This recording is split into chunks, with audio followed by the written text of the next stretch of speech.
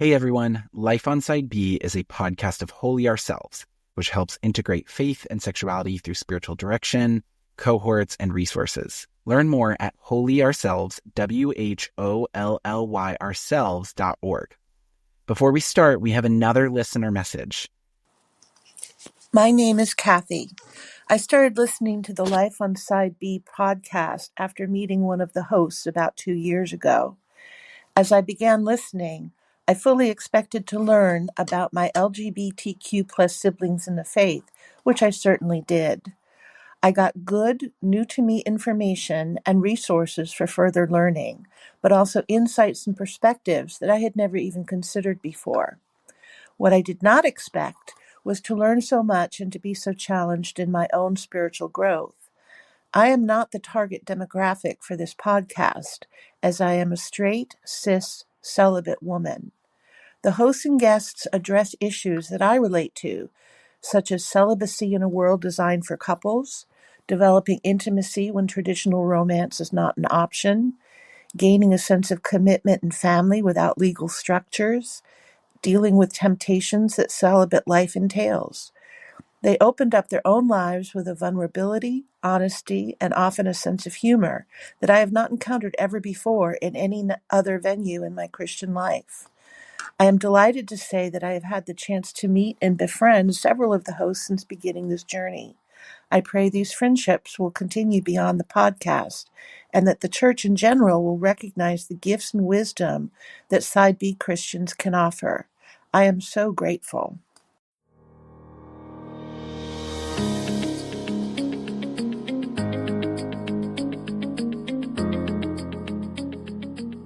Oh my goodness. Hi.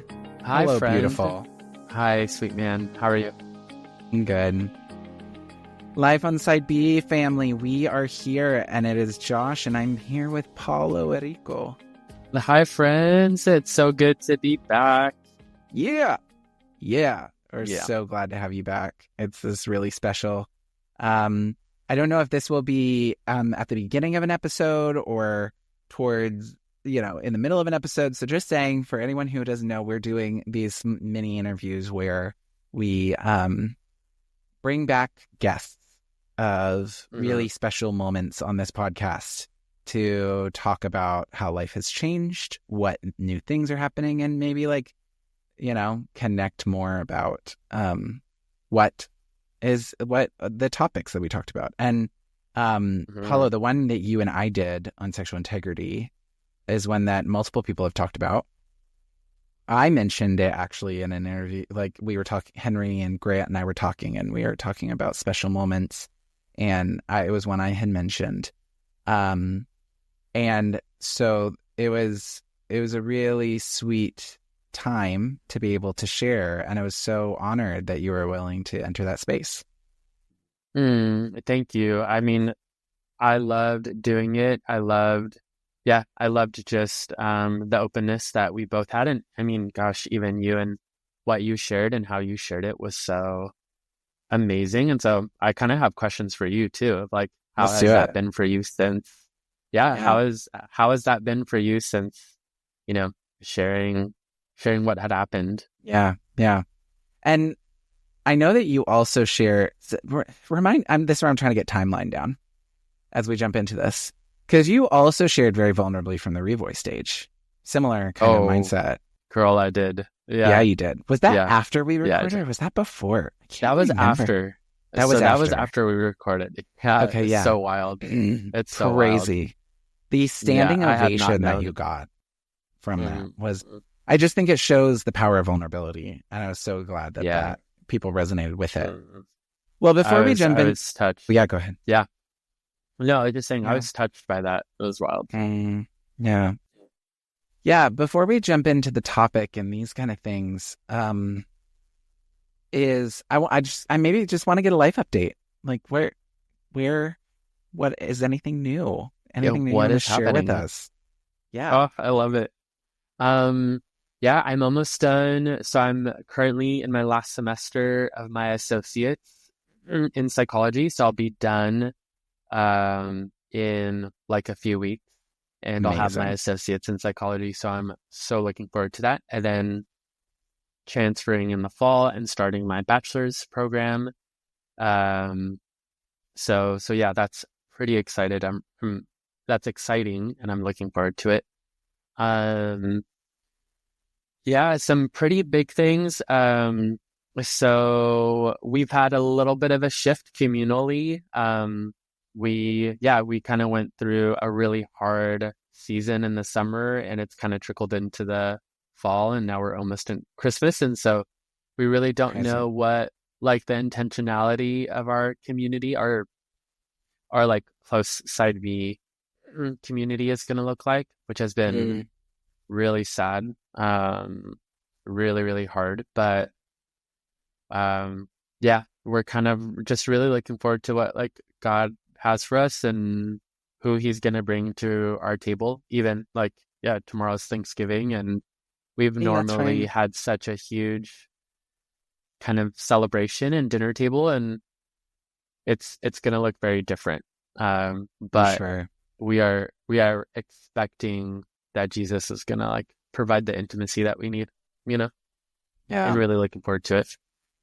So, yeah. So kind of the good and the ugly parts of, the authenticity. Yeah, for sure. It's such a space when like community shifts and all the different ways it does. Have you figured out what you're wanting to use your degree for? Have you like decided how you're wanting to go? Yeah, I would love to be a marriage and family therapist. I think you, Josh, actually have been a really helpful role in my life of like, I've actually been praying about possibly getting my doctorate and getting like, going for my PsyD in psychology. And yeah, I'm also okay if I just did but if I ended at my master's. Yeah. But you and a few others in my life have just been like encouraging me to pray about it and see if that could be in a chapter of my book. Yeah. So we'll see. Yeah. I mean, like, I don't think everyone needs to get their doctorate, but it's definitely like, I don't regret it. And it's funny to see what comes out of it, because even I've reflected on my thesis and being like, that's not what I thought I was going to study. There we are. Here we are. That's crazy. I've heard that a lot. Yeah. That's amazing. Oh my gosh. That's so good to hear. So I can't wait to hear more as we go forward. Thanks, friend. And for everyone who's, thank you. For everyone who's listening, obviously we're talking about, I think we did it in season 4. I think it was season 4. You and I talked about sexual integrity. A lot about what happens when you're not great at celibacy. You know, you don't live this out perfectly. And, you know, that was I think I shared in another recording we've done for this season. It might have already come out and it might be coming out later, but just how I think that episode taught me, or like started something in me of what it looked like to lead vulnerably. Not from a place of everyone needs to know all of my business, but really being willing to allow people to see me and see my life, and finding that balance of both privacy but also vulnerability. So I know I took a lot from that episode. I would love to hear from you, because I don't know if you've listened to it since, then or not. I have. You did? Yeah. Okay, perfect. Yeah, recently. Recently. How was that for you? First of all, just re-listening to it. So, it was really helpful. And I was just like, so just to backtrack a little bit. So we recorded that episode about 2.5 years ago. And, so it was like April or May of 22. And, shortly after the episode aired, and I shared this at the Revoice stage, which was I had started a secretive romantic relationship with someone in my community. Well, he was kind of dipping in and out of community. But so yeah, I started this like secret romantic relationship, which ended up, yeah, we had sex, and again, I shared this at the Revoice stage, and it was, gosh, it was so hard to have talked about this and then having that experience, because I was dealing with so much shame and guilt and imposter syndrome and yeah, just helplessness. So I actually I didn't listen to the episode since that whole fiasco ensued until like, yeah, just early this week. And so I was like, whoa, like I was really proud of myself for what I shared, and that though I messed up, like I responded in the way that I did in the episode. But here I was like these you lived past it years, out, like thinking like that I did, and it was, yeah, it was wild. It was wild. Yeah, so I was like, man, I actually, like, I did do it, you know? And so yeah, I don't know. There are so many things that I think like I wish I would have told myself, 2 years ago, to help encourage me and help me work that out. Especially, after that whole situation happened, like it was like maybe 4 months later, I was on the Revoice stage, and even that, like I was feeling so much shame because like I'm giving this huge opportunity to speak at a conference all about, living this life out. And if I'm honest, I was not planning on sharing that. It's so crazy. I was not planning on sharing it, but like the Holy Spirit just, I felt like kept on like asking me like, would you share this? Would you share it? And so I had a whole thing of notes, and at the end of it, I just put share if you want. And I think it was like a little bit before I got on stage, Art Pereira was like, hey, so there was a few time like shifts, and normally you would have 25, you actually have 45 minutes. And so I was like, oh, I think it's gonna happen. So yeah, it was like hours before we stepped on stage. And then yeah, I just saw it, that line, like share if you want. And that's when I was like, here we go. Yeah, there you are. Yeah. Crazy. Yeah. Yeah. Yeah. Yeah. Oh my goodness. Yeah, I can only imagine like having had that experience and not having had listened to it since then. And then kind of, I mean, also just the revoice, because I remember I was there with that. And as you were starting to share, I was like, oh, I can, yeah, because it's not. Go ahead.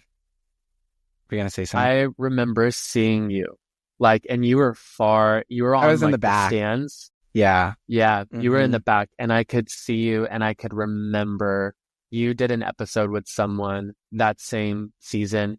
And they were talking about their experience with HIV. And and I still remember this line he said, oh, well, damn, now I forgot it. Yeah, but it was something along the lines of like our honesty, or our spiritual growth is dependent on how honest we're willing to be. Yeah. And I remember saying that line and then saying that I had sex, and that I messed up. Yeah. And had this powerful moment with Stephen Cooper, who was on stage with me. Okay. And asked if I love Jesus, and I said yes. And he said, feed my sheep.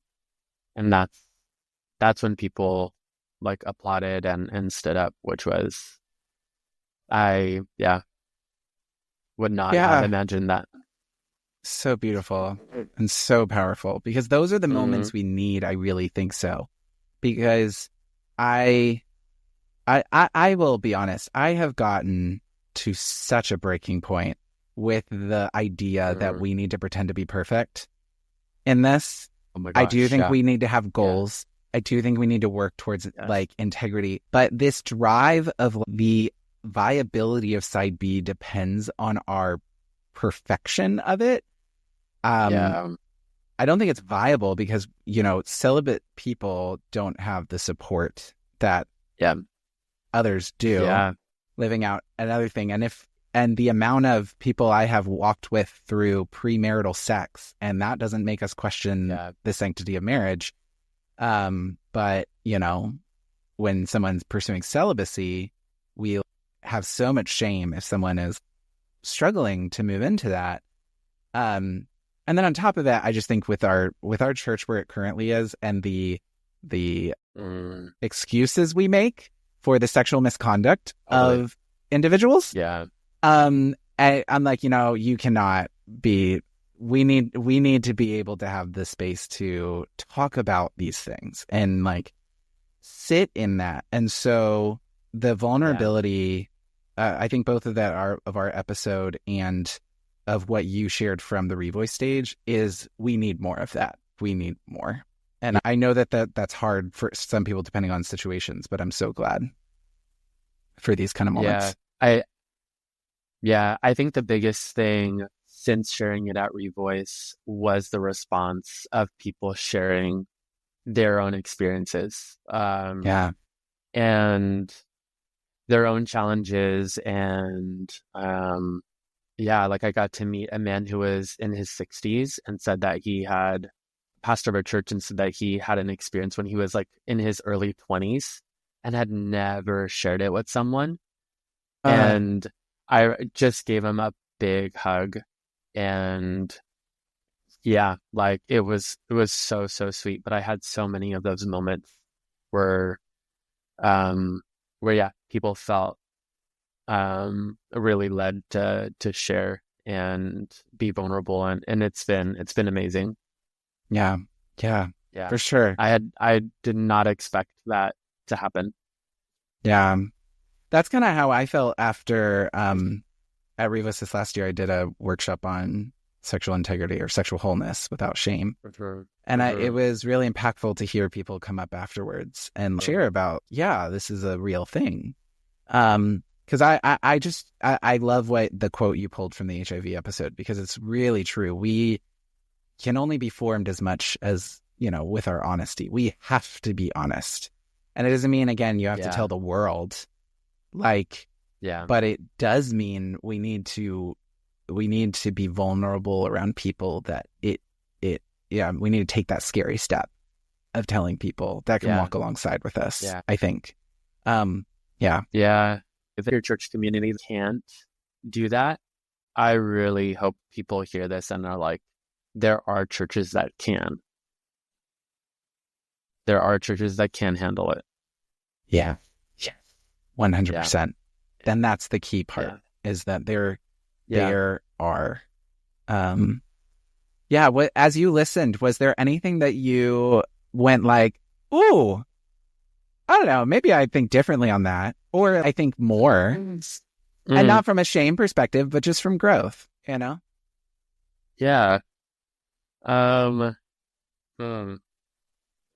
Or maybe like, wow, if I were to do this now, I would have said it this way. I don't know if there was anything that stood out to you.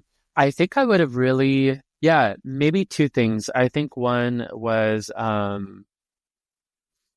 think one of them would definitely be like talking about how hurt, like we talked a lot about like the somatic experience of keeping secrets. So like when we're holding secrets, it actually sits in our body and we feel XYZs. Like when I had, I don't even know how would I say it? Like, when I messed up, and slept with this guy, there was a time where I was like, oh my gosh, like what's gonna happen if like I share this? And gosh, it was messing with my my whole body was carrying this in so many different ways. Like Mm, I was not sleeping well at night. I was super jittery. My stomach was in knots. Like, and this lasted for a while. Um, mm, so the first time we had sex, I confessed it the next day, and we took time apart. And then I was like, we were trying to just work out our friendship, and then it happened again. Um, and that was so hard. Because I was like, man, I made the same mistake over and over again. Um, and so I I think something that um I would have talked about, which I didn't experience at the time, but like there was a hard, like, yeah, the secret builds um tension in the body. What I didn't yeah, realize is like when I started to say no to those experiences, that also hurt. Like saying yeah, no was also took a toll on me, on my body, because now I'm responding to certain cues and to certain conversations. Um, and the way there was a lot of cognitive dissonance. So like what I wanted to do and what I believed were so different. And yeah, I wish I had known how much stopping was going to hurt also, but was worth it. mm, Does that make yeah, sense? yeah, yeah, yeah. It totally does because it's just like, uh, it keeping it secret feels it feels safe. Like our body Mm, naturally does it but then we're just on such alert of like what could happen, yeah. and um, Yeah. it's Yeah. Yeah, yeah. totally. What do you think of like and in your experiences of like, of saying the no's and like putting boundaries, even though they hurt? Like, is that something that you even came across? Hmm. Yeah, I mean, like I've with the nose of people, like yeah. Yeah, Um, I would say, I mean, I've had that multiple times. What? for sure. When I first started pursuing celibacy, I, I always tell about how my ex-fiance and I broke up, and I think everyone assumes it was like this clean Hmm. breakup, and then we never saw each other. No, we got together to have sex multiple Yeah. times after that. Hmm. Hmm. And it was actually my ex-fiance, not me, who was like, yeah, if we're not going to be together, I can't keep doing this kind of thing. I don't think I had the strength myself Sure. Oh, I get that. to do it. I get that. And that's one of the things I'm thankful of him for always, because he's just a very, very mature human being. And so for him to be able to say, yeah, whatever you're wanting to do with life, which I don't think he even understood. I don't know. I understood at the time. He Yeah. was like, this is not helpful for either of us. And I think that was helping me to learn. I have had multiple times with people where I've had to be like, no, no. I think Yeah. even having the one time the hard experience of the person who I shared about in my episode, like later on, the person wanting Mm. to have a conversation and having to sit with, will this be beneficial for either of us? And I wasn't completely sure what the conversation was going to be, and having to be like, I don't know. I don't think so. Yeah. I don't think that there's anything to be Yeah. gained from here. Like we had gone through the conversations about it. I had talked with the wife and things, and I was like, I don't. If there are other dynamics that would have changed it, but it's so hard to have to like put these boundaries, and especially like right after something where especially there might be deep connection and deep intimate, like Yeah. things, and having to go, no, Yeah. this is not helpful, and often for either person, Yeah. you know. Totally. Um, Yeah. so it's definitely been a learning process. Go ahead. Yeah. Yeah. No, and I think, yeah, that being able to say no yeah, again, we're all a work in progress, and I think we shared that in our episode. But yeah, it has been such one foot in front of the other, because we've still been like connecting in different ways, obviously, and Yeah. really boundaried and really, really careful. Um, and it's slowly like changed to where we're not talking as much, which I mean, I think has been really beautiful. Because we both realized like there can't be this emotional connection that we, you know, kind of engaged with in the beginning, which led to a lot of destruction in both of our lives. Mm-hmm. So yeah, it's been, yeah, I definitely don't,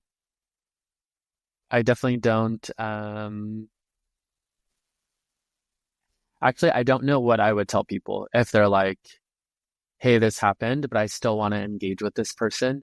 Yeah. Like I still think we could work it out. And that's just my experience. Like I,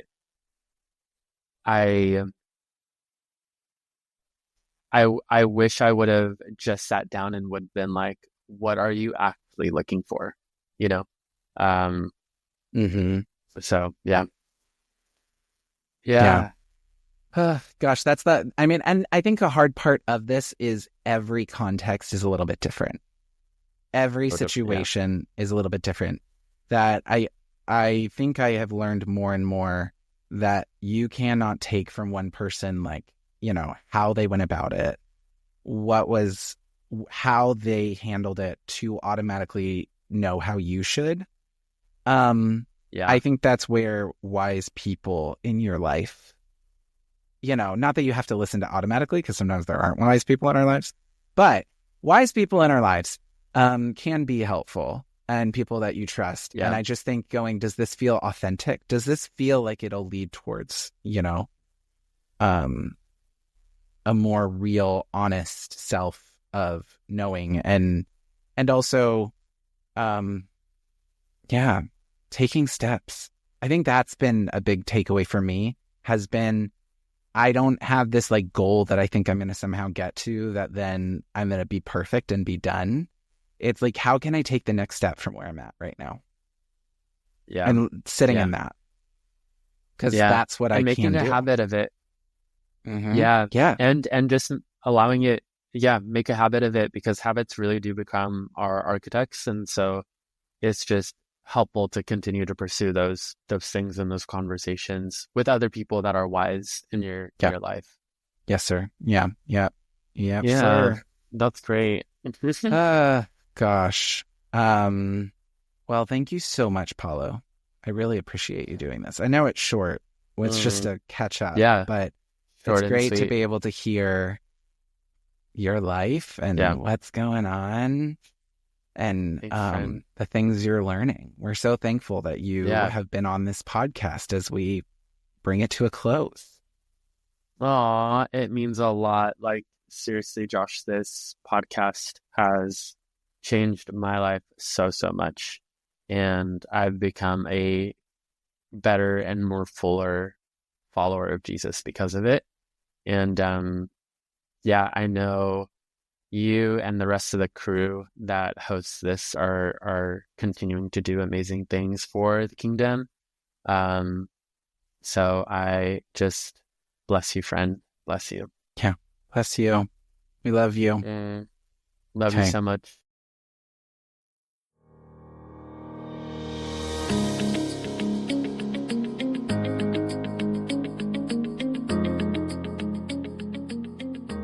All right. Hello, Life on Side B family. We are back for another segment of these follow-up interviews with guests that have been in memorable and important and favorite episodes of the podcast over its years. And I'm kind of jokingly calling this the straight segment because we have two guests with us. The wonderful Michelle Newbold. Hi, Michelle. Hi. I'm so excited to be back. I know. And we're going to talk about what episodes you were on. So then for anyone who doesn't know. And the wonderful, amazingly wise Julia Sadusky, Dr. Julia Sadusky. Hello. It's good to be with you both. I'm like more than ever wanting to honor the doctor title after I just finished my doctorate. And I'm like, you deserve it. And I will give that to you any chance I can. Thank you. Yes, it is a lot of work that goes into that. That's for sure. Yes. So you both have been on multiple episodes. And before I get to that, one thing I want to say about this segment that I've been really excited about, I started this podcast with the goal, not that we don't want straight voices. We love straight voices. I said, we're going to get through this whole podcast and never have more than 10 different straight people on the entire podcast. And we did it. There have only ever been 8 people. Wow. And you two are 2 of the 8 people. Yes. I know. Right. I How does it feel to be on the court? Feel honored. Love it. Yeah. So with that, so Michelle, Yes. you were on that first episode that we did together, introducing me. Yeah, that was like season 1, episode 3. 3, yeah. 5.5 years ago. Yeah, so we were, we had, even after the first 2 episodes, I'd gotten feedback. People wanted to know more about myself, which makes sense. So I invited Michelle on, and you interviewed me. We told my story. We talked about our lives, which we're going to get into how much that has changed. I mean, it's been 5 years. We've grown in that. We've grown in 5 years. There's a lot of differences. Yeah, yeah. And then you came on for the Things Straight People Say. Yes. Yeah, where we asked That was in the first episode. That was a segment in the first episode. No, actually, no. That was Dear Straight People. Yes. Yeah. In the first season, I was playing around with like segments and stuff.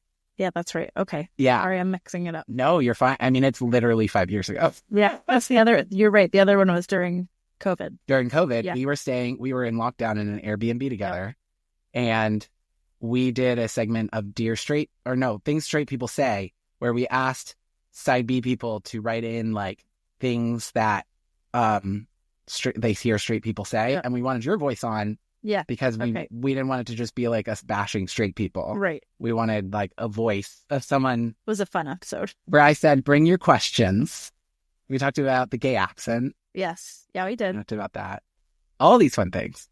And then you said there's another recording that apparently we did that I don't remember. I have a vague memory. Yeah, I don't know if you posted it or not, 'cause I didn't check. Sorry, but it was like It's okay. 2 years ago. Yeah, and 3 you, 3 years. me and Christian. Yeah. I wonder if it was a Patreon episode. Maybe because it was like a follow up, because we kind of talked about some of the life updates. Yes. Okay. You know what? I'm gonna have to check the Patreon page, because that has tripped me up sometimes. Where on these interviews, people have been like, I've been on this amount of times. I'm like, not according to my Spotify. But then I'm like, oh, it's the Patreon. Okay. So I'm going to check that. And then, Julia, you've been on at least 3 times. Twice in 2020 in season 2, where we talked about like depression and anxiety, which was like such a time to talk about. Absolutely. That was live, huh? That was live, literally happening. And it was like perfect timing and I think it was because Mary interviewed you the first time, dear old Mary, she's coming back for our finale. I'm going to go ahead and state that Mary will be back, which will be fun. And I remember it was so beautiful. What we have multiple people who like refer back to that episode. We've had guests refer back to things you've said and things Mary has said, that I was glad once we got into like COVID and stuff. I was so glad to have you back then later on the same year. Do you remember anything from those? I do, but I have to say there was a Revoice conference that I was at where somebody quoted something from the loneliness interview that I did. Yeah. And I thought to myself, I don't remember saying that. And I had to go back and listen, because I thought, did I say that? That was a really nice thing to say, but I don't remember it. So anyway. Did you say it? Yes, and I did. So that's good. You know? I love that. Good to be out there. I know Leslie Hudson Reynolds refers to it, because there was something about, there was a reference, and I don't remember if it was you or Mary, but there was a reference about God being trapped in a human body kind of understanding, and if there's someone who understands gender. Was that you? Was that the reference? Yes, that was what Yes. we were talking about. Yes. Yes. I've heard Leslie Hudson Reynolds refer to that like multiple times, because that was very impactful for them when you like talked about that, was this whole concept of like, if someone understands dysphoria, God understands being a deity in human flesh. So impactful. And then we literally just had you on last year? I think that's right. Yes. For your book. Mm-hmm. Crazy. Yeah. Okay. So we're going to get into all of this. I'm going to take turns. I'm going to jump back and forth a little bit. I guess, let's see. Where do I want to go? Let's say, since we're talking about that, first of all, let's hear, how is your book going? Because you've now released another one in this series. That's right. Yes. So it's now a 2-book series. It was originally going to be 1 book for parents of young kids, right, on talking about sexuality in developmentally appropriate ways to try to buffer against harm in early childhood. And then it made a heck of a lot more sense as I talked with the publisher to write a book for parents of teens as well, and just say, let's hit on kind of the central pieces, I guess, in that stage of development. So attraction, sexual orientation, gender, crushes, bodily changes, body image, and a lot in between. The classic sex talk gets in there as well. But it's been so great getting feedback about these books. It was such a passion project for me, and kind of really exciting to integrate just a lot of the best of modern psychology with a Christian vision of human sexuality. And what I keep hearing from parents, which is what I wanted, is that they're feeling really empowered, that the books don't tell them what to do in every case, but they give enough of a formula that people can riff off of, if you will. Mm-hmm. And, it's one thing to write a book and hope that it helps in that way. And then it's another thing to hear that. So I've been getting that feedback, I think, even across differences in theological perspectives. And Greg Coles always edits my book. And so shout out to him. He helped me really make sure, the book could be applying to a lot of different denominations. So I was grateful for that. I can't think of a better editor than Mr. Delightful Greg Coles. Me either. That's great. It's actually funny. So I lead actually a group that we're both in together at church. Mm-hmm. Your book, her book is the one that came up. Oh, okay. Yeah.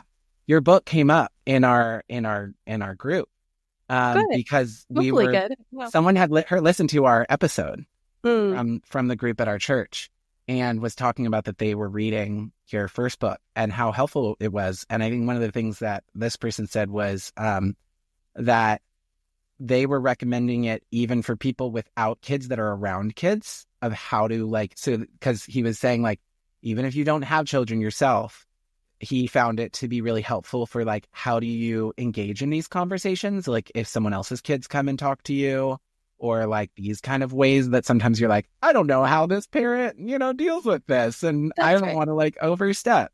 Very cool. Yeah. So there we go. We were talking for everyone. We were on here first and we were has Julie and Michelle even met? No. They have, but then I was that's a funny connection. Yeah. Yeah. There it is. Yeah. Yeah, so that was one thing that someone even in our life group had mentioned. Wonderful. Yeah, I think for a lot of people, we didn't get the sex ed formation that we needed. And so it doesn't really matter your role in the life of children, but children need a village to be able to grow into healthy, whole adults. And everybody's part of that process, right? And a lot of the stress on parents is feeling like they're constantly having to teach people in their lives, this is what we're doing in our family. And there are some really good ideas of things we can all be on the same page on, no matter whether we're a parent of biological children or not. And I think the books are a good way to do that. I've also heard that people who didn't get good sex ed are liking the teen book just for their own formation. And so being able to reduce shame and know some of the things they didn't learn, but they don't often know where to go to get that information now. Very cool. Yeah. Yeah. Which is so important, because sometimes there's this redeeming thing of oh yes, this is what this whole, experience is like and stuff. Okay. So then now I'm going to switch. I'm going to come over here and I know this is an interesting situation as you, I don't want to just be going off and on, but our update, I know we did an update, but that update has never been on the main podcast. Yes. So first of all, you re-listened to your episode. I did. How First was one. the first one? How was that for you? Well, I mean, first of all, we sound like babies because I mean,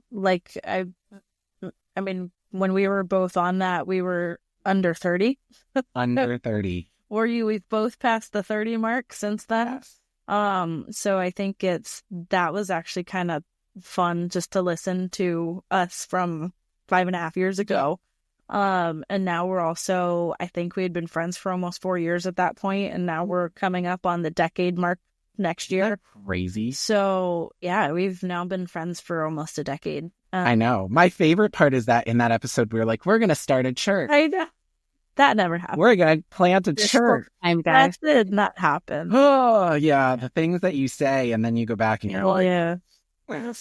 Also, just like the terminology that was thrown around, I was kind of noticing all of my terminology and just, I mean, I would like to apologize if I offended anybody by terms that I used or by just like how I referred to things, because like I said, we've grown and we've learned a lot in the last 5.5 years, and I have definitely learned a lot in that time. So yeah.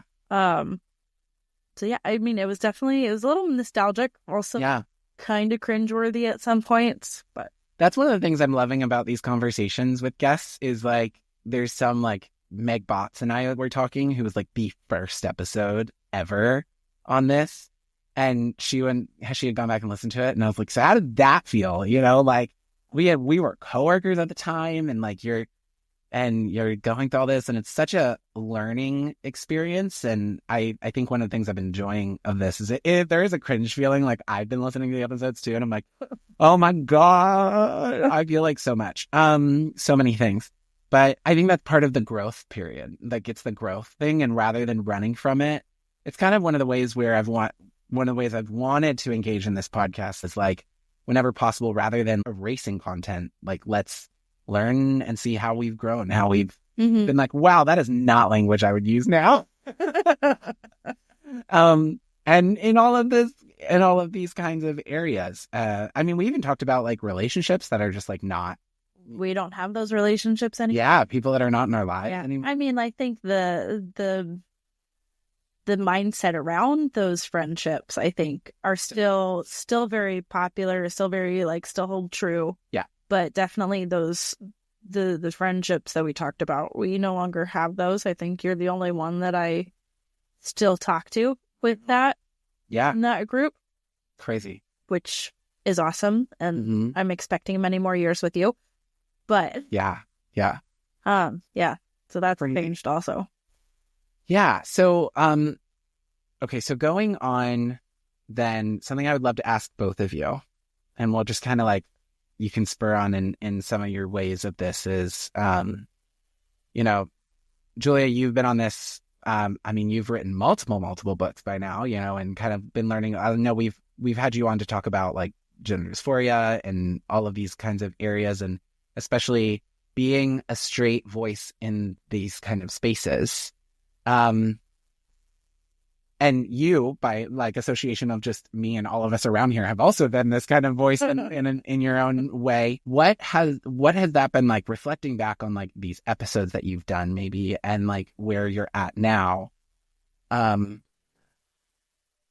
Yeah, just like your learning process as you learn maybe about your own story, your like engaging in these things. Because I'm wanting, let me think if this is, I'm kind of creating this question as I go. Wanting you to reflect on this kind of journey you've been in these kind of episodes and these kind of conversations. Like you said, some things where you're like, wow, I've said these things and I would not say these things now. What has that been like for you? What are some of the lessons you've learned? Because I would obviously love us to move into then talking about like, what do we want straight and cisgender listeners to do? Any thoughts there? I know that was like a sporadic question, if anything, like that sparked. I don't know. Do you have something? I can go.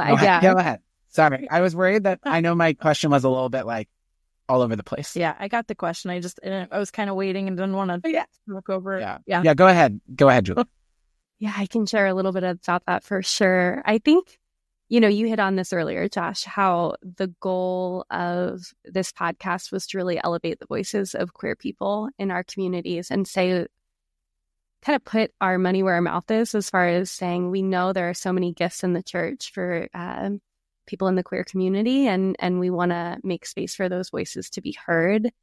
And I think earlier in my journey as a psychologist working in this space, I did feel a good bit of pressure. Like I have to kind of contribute something meaningful into this space while not feeling maybe as much of a belonging in, like, I'm you're my people, right?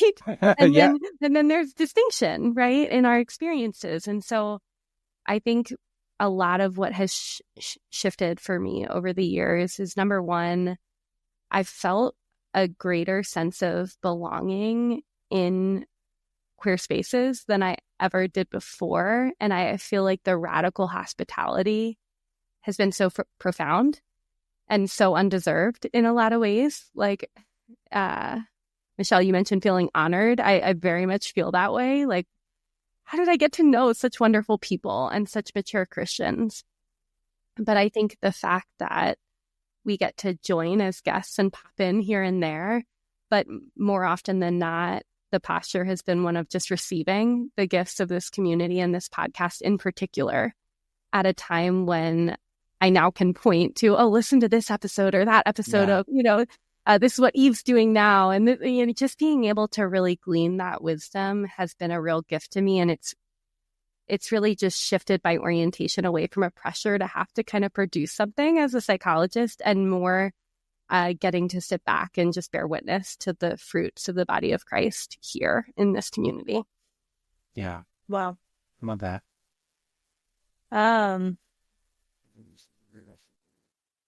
I'm trying to think. There's so much. I think, like, I don't know, Julia, while you were talking, it kind of reminded me of like a little joke that I kind of tell myself of, I feel like just in the last several years, I feel like I've almost become like this is not to toot my own horn at all, but it's almost like I feel like I've become a gay magnet. They just flock. Somehow they find me, and it's like, oh, great, cool, this is awesome. And so I think, so I guess that's something that I would notice that I've grown in, and it's just if they're flocking to me, then it must mean that I'm a safe space. And that's kind of like my goal is I just want to be a safe space for people, and especially the queer community. And so I think it's been really cool being able to have LGBT people come up to me and say, and just find that I'm a safe space. Yeah. So I think that's been really rewarding, and like I said, it's honoring to be able to feel that and experience that. I think definitely talking on the terminology, I've grown in my use of terminology. I still get it wrong. I still apologize if I get it wrong, but which is the big part, is like trying and then realizing, okay, that wasn't the best, and having the space to then go, I'm sorry. Yeah. Mm-hmm. Yeah, exactly. So I think that those would kind of be like the big ways. I think is just growing and learning more, because I mean, like, also I've been friends with you for so long that now, as you learned these different things, you've shared with me, and so like I've gotten to kind of get like the it's almost like an avalanche effect where you learn and then I get to learn, and all these like from you, and so yeah, I think it's just being able to having that expansion, having that knowledge expansion, and then having the honor of being able to be like the safe space for queer people. And you've been to Revoice, and one day I'm going to get you to go to Revoice again, and we're gonna have a redo. I really dropped the ball on her first Revoice experience, and we need to redo. Yeah, we did. I kind of referred to it as a culture shock a little bit. Mm-hmm. And I just abandoned you. Because I feel like the culture shock, there was like one day where, yeah, you had abandoned me. I did. Like, John, I'm sorry, but I just like, I need to stay around you right now. Like, I was all set to go to a different breakout. And I'm like, I'm sorry. Just like, do you mind if I come to your breakout? Like, I need like friends. I need familiarity around me. And like, not that it was anything bad. It was just like, growing up as a straight woman, definitely culture shock for sure. So we're going to do a redo of one of these years for sure. It was a great experience. It was, I'm sure. Yeah. Yeah. So I think my kind of final question in this that I would love to ask you guys is, as I said, you guys are 2 of the 8 straight people that have been on this podcast and also like have spoken into these spaces. And it's fun. We've been asking listeners to send in messages of how they've been impacted by the podcast. And we've had a few straight people write in, which has been really, really cool. And you guys if you haven't already heard those, I don't know where those will fall in this podcast, but if you haven't heard them, you will hear them. So what would you guys say, reflecting on your own journeys, is advice you would give to people that are like listening to this, wanting to grow, wanting to learn more, wanting to be better support, whether for their family or understand their own journey as straight people, these kinds of things? Julia, want to go ahead? Sure. Yeah, it's a good question. What would I want people to know as they're accompanying people, right? I think the first thing that comes to mind is there is a lot of pressure that we can put on ourselves to get it right. And I think that is such a stumbling block because, we just talked about it. You won't get it right. By virtue of distinctions that we bring, our own stories, our own backgrounds, that we will miss things along the way. And I think that can feel like a stumbling block or something that rules us out of having a place in the community and walking alongside people. And so the only thing you have to know how to do is say, I'm sorry, right? So when I missed that, or I'm saying it this way, how are you experiencing that? Or I noticed in your face that I missed something there. What was that? And that can be such a place of richness and connection as we draw closer to one another. And it's such a gift to say, I care way more about, being able to understand your story in particular and what resonates for you than me either getting it right or me feeling effective in my first go through it with this friendship or whatever it might be. And I think the other thing that often comes up, I think, for straight people, I can speak for all of them in some all of them in the world. But I hear a lot, and maybe it goes without saying, a lot of listeners will know this very well, but I still have a lot of conversations with straight people where it's like, when do I, number one, have to come in and kind of deliver the nugget of theological perspective that I think I have about X, Y, or Z topic to check the box of my own conscience? And also, how do I kind of wrestle with Christian theology on my own behalf as I walk with people? Like, I have maybe doubts about Christian theology or questions about it, and I feel like I have to kind of figure that out and then regurgitate that to somebody really cleanly. And so I think just being able to take the pressure off and remember the things that we already know how to do in our relationships and to bring that into queer spaces and to do that as well as we can. Exactly. That it's going to serve a lot of us a lot more. And we do have a responsibility here. I guess that's the last piece is to leave this to Life on Side B and say, you guys are doing great. Good luck. Wish you well. Yeah, right. It's really not the spirit of the body of Christ, but to have co-responsibility and to say that I need you and you need me to work together for a fuller vision of our churches. And so just emboldening people to say, yeah, you probably have unique gifts that you can bring into this space and you're wanted. And also you're not wanted in the sense that you're coming in with some wisdom nobody else has, if that makes sense. And you get to just parrot that out to people. No, we get to work side by side in this space. And I've learned a lot and been blessed tremendously by this community. I think, to all the straight people out there listening, I think ask yourself, what do you want?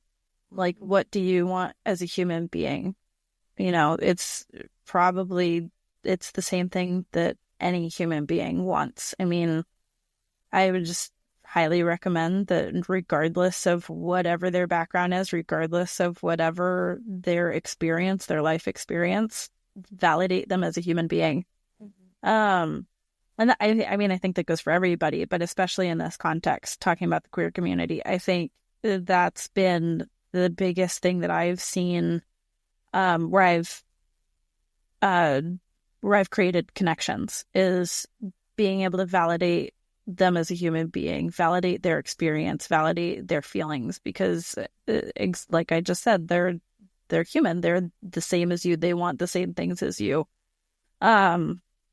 And so I think that that's really the big thing. I actually, listening back to our first episode, we talked about the idea of going into all the nations. Mm-hmm. Like we talked about the Great Commission first, that we have, the church is, ingrained in our brains. But we also talked about how in that verse, it specifically mentions Samaria. And it's the people who are exactly like you, but they're slightly different. And it causes this tension. The queer community is exactly like straight people. We all bleed red. We all have DNA. We all have hair. We all, speak and breathe, and we all do the exact same things. We all go to the bathroom the exact same way. Yeah. And so I think just the idea that just because they have these differences, just because it's a sexual difference, or it's a